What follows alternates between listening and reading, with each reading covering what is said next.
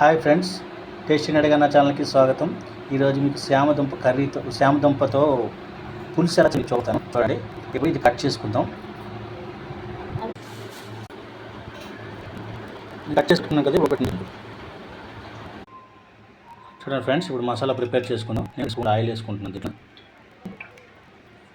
దీంట్లో మసాలా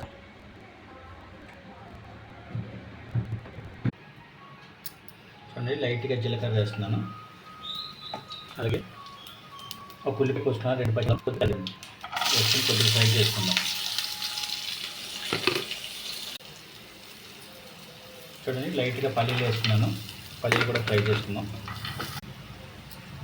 చూడండి, కొద్దిగా ధనియాలు, గసగసాలు, 2 యాలకులు, 4 లవంగాలు, ఒక పువ్వు తీసుకున్నాను. ఇది కూడా వేసుకుంటున్నాను. ఇందులో ఒక టమాటా ముక్క కూడా పోస్ట్ చేసుకున్నాను. చూడండి, ఇది కలిపేసి ఒక 2 నిమిషాలు మగ్గనిద్దాం. చూడండి, మసాలా చల్లగా అయింది కదా, కొద్దిగా మిక్సీ జార్లు వేసుకొని మిక్సీ చేసుకుందాం. ఇప్పుడు చూడండి, అదే 2 టేబుల్ స్పూన్లు ఆయిల్ వేసుకుంటాం మసాలా ప్రిపేర్ చేసుకోవడానికి. ఆయిల్ హీట్ అయిపోయింది కదండి, కొద్దిగా జీలకర్ర వేసుకుందాం. అలాగే కొద్దిగా సరసాలు వేసుకుందాం. ఓకే, ఒక ఉల్లిపాయ కోస్తున్నాను, కోసి కొంచెం వేసుకుందాం.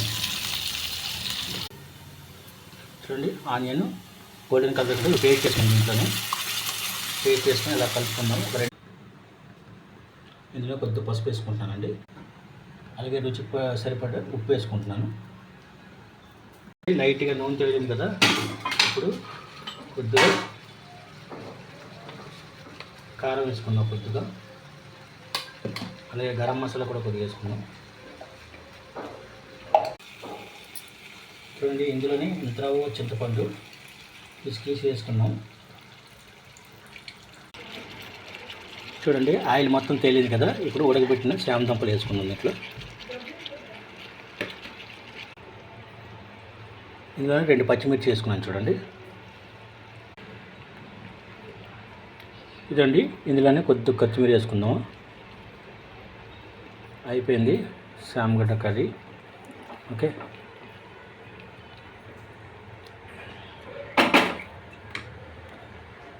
చూడండి ఎలా వచ్చింది కదా కలరు.